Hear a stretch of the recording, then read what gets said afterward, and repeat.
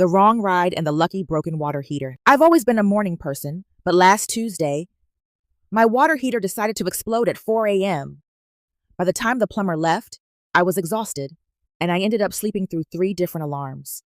I woke up at 8:45, totally panicked. My daughter, Maya, usually catches the neighborhood carpool at 8:10 sharp. I figured she'd missed her ride and was just waiting for me to wake up.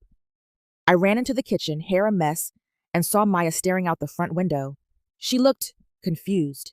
She said, "Mom, the van is back." I looked outside. There was a white transit van idling at the curb. It looked exactly like the one our neighbor, Steve, drives for the kids. A guy I didn't recognize rolled down the window. He was wearing a high-vis vest and a baseball cap pulled low. He waved and shouted, "Hey, Steve's got a flat. I'm the backup for today. Get the kid in. We're already late."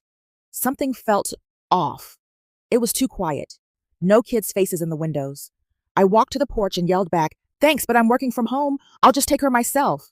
He didn't leave. He actually got out of the van.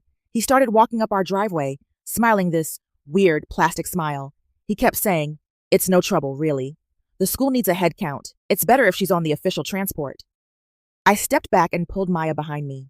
I told him no, firmly. His face shifted. The smile just dropped.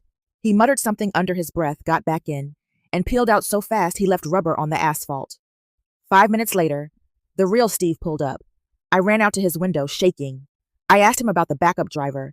Steve looked like he'd seen a ghost. He told me there was no backup. He'd been delayed by a stalled car 2 blocks over.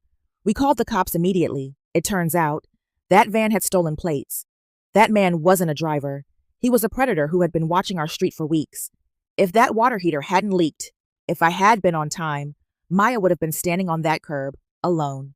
Sometimes, the worst start to your morning is the only reason you still have a tomorrow.